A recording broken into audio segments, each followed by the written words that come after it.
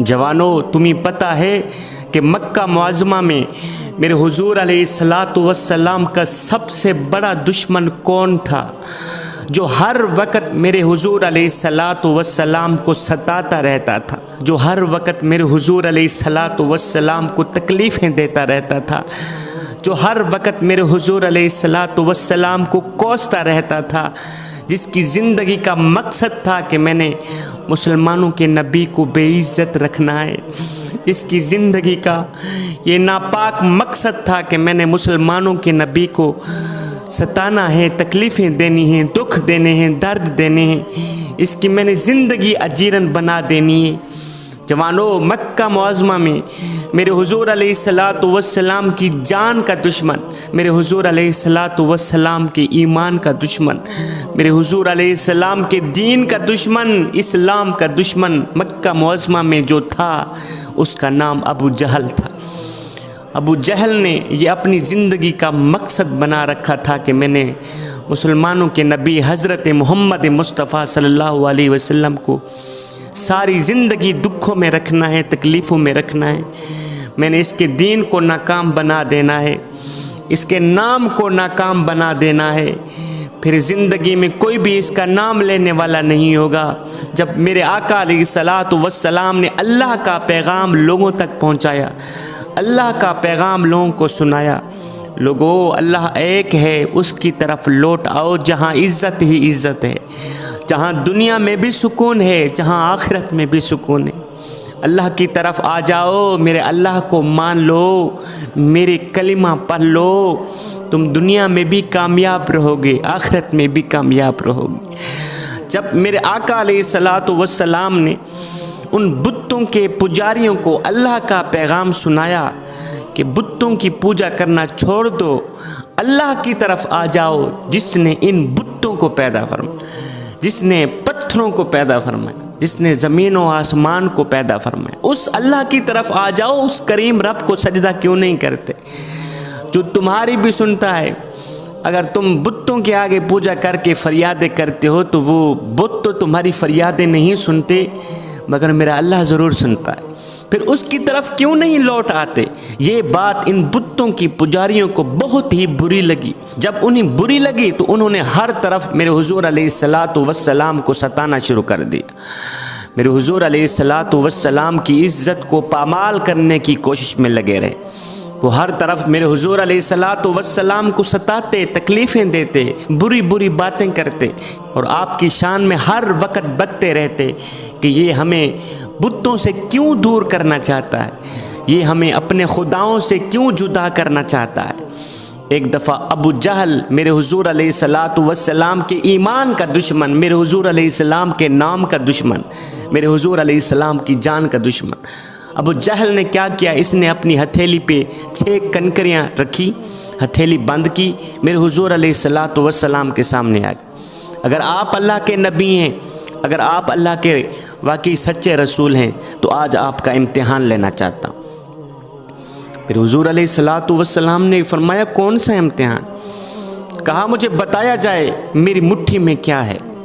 یوں تو آپ غیب کی خبریں دیتے ہیں، یوں تو بیٹھی زمین پہ ہوتے ہیں، خبریں آسمانوں کی دیتے ہیں، پہلے آسمان کی بھی دیتے ہیں، دوسرے آسمان کی بھی دیتے ہیں، 4 5 6 7 آسمانوں کی زمین پہ بیٹھ کے خبریں تو دیتے ہیں۔ آج پتہ چل جائے گا کتنا علم ہے تیرے پاس، مجھے بتاؤ کہ میری مٹھی میں کیا ہے۔ اللہ اکبر! جب اس نے نازیبا کلمات کہے کہ یوں تو آپ آسمانوں کی خبریں دیتے ہیں زمین پہ بیٹھ کے، آج مجھے بتایا جائے میری مٹھی میں کیا ہے، میری مٹھی میں کیا ہے۔ میرے حضور علیہ السلام نے فرمایا او نادان، میں کیوں بتاؤں تیری مٹھی میں کیا ہے؟ اگر تیری مٹھی کے اندر پڑی چیز بولے کہ میں کیا ہوں پھر تو ہمیں مانے گا۔ اور میں تمہیں نہیں بتاتا کہ تیری مٹھی میں کیا ہے، میرے کہنے پر تیری مٹھی کے اندر چیز پڑی بولے کہ میں کیا ہوں اور میرا کلمہ پڑھے پھر تو مانے گا۔ اس نے کہا یہ تو بڑی عجیب تر بات ہے، یہ تو بڑی عجیب تر بات ہے کہ میری مٹھی کے اندر چیز بولے کہ میں کیا ہوں اور ساتھ میں کلمہ بھی پڑھے۔ میرے آقا علیہ السلام نے فرمایا پھر سن، تیری مٹھی میں اس وقت 6 کنکریاں، تیری مٹھی میں 6 کنکریاں ہیں، ذرا اپنی مٹھی کو کان کے ساتھ لگانا۔ ابو جہل نے جیسے ہی اپنی مٹھی کان کے ساتھ لگائی تو وہ 6 کنکریاں پڑ رہی تھیں، اشہد اللہ الہ الا اللہ وحدہ لا شریک لہ واشہد ان محمدًا عبدہ ورسولہ۔ پتھروں کی گواہی سن کر ابو جہل آگ بگولا ہو گیا۔ اس نے پتھروں کو، کنکریوں کو زمین پر پھینک دیا،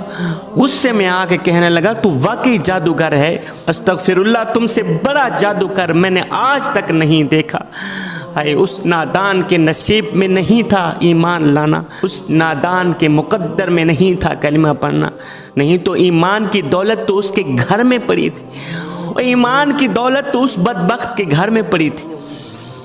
لیکن اللہ نے اس پہ مہر لگا دی تھی کہ تو نے کلمہ نہیں پڑھنا، بس اس نے کلمہ نہیں پڑھا، کافر ہو کر مر گیا۔ ابو جہل میرے حضور علیہ الصلاۃ والسلام کا چچا ہے، ایمان کی دولت گھر میں پڑی ہے لیکن پھر بھی کلمہ نہ پڑھ سکا۔ میرے حضور علیہ الصلاۃ والسلام کو ہر وقت ستاتا رہا، بری بری باتیں سناتا رہا، میرے حضور علیہ السلام کی عزت کو پامال کرنے کی کوشش میں لگا رہا۔ لیکن سنو، ایک یہ بدبخت ہے، ادھر وہ خوش قسمت ہے حضرت بلال جو دور سے آیا تھا، دور سے آیا تھا، ایمان کی دولت سے مالا مال ہو گیا، کلمہ پڑھا، ایمان کی دولت سے مالا مال ہوا، اور اتنا ہوا کہ میرے حضور علیہ الصلاۃ والسلام نے فرمایا صحابہ جی یا رسول اللہ، فرمایا جب کل قیامت کے دن میں جنت میں جاؤں گا، جنت میں قدم رکھوں گا تو مجھ سے پہلے میرا بلال جنت میں جائے گا، مجھ سے پہلے میرا بلال جنت میں جائے گا۔ یا رسول اللہ وہ کیسے؟ فرمایا کہ میری ڈاچی کی جو مہار ہوگی نا وہ کسی اور کے ہاتھ میں نہیں ہوگی، وہ میرے بلال کے ہاتھ میں ہوگی۔ یہ جو کالے رنگ والا بلال ہے نا، اس کے نین بھی خوبصورت نہیں، جب میں جنت میں جاؤں گا تو میں اونٹنی پہ سوار ہوں گا، اور میری اونٹنی کی جو مہار ہوگی وہ کسی اور کے ہاتھ میں نہیں ہوگی، وہ میرے بلال کے ہاتھ میں ہوگی، اس لیے پہلے میرا بلال جنت میں جائے گا، پھر اس کا محبوب جنت میں جائے گا۔ بلال دور سے آیا، ایمان کی دولت سے مالا مال ہو گیا، اور یہ بدبخت گھر میں بیٹھا ہے، ایمان کی دولت گھر میں پڑی ہے لیکن پھر بھی حاصل نہ کر سکا۔ جوانو، میرے حضور علیہ الصلاۃ والسلام کو، ہمارے کریم نبی کو کائنات کا ذرہ ذرہ پہچانتا ہے، پتھر بھی پہچانتے ہیں کہ آپ اللہ کے رسول ہیں، پتھر میں کوئی جان نہیں ہوتی، اور ایسے بے جان چیز کو زندہ کر دینا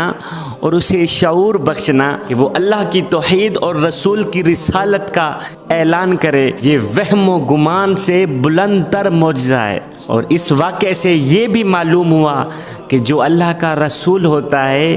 جو اللہ کا نبی ہوتا ہے، وہ چھپی ہوئی چیز کو بھی جان لیتا ہے۔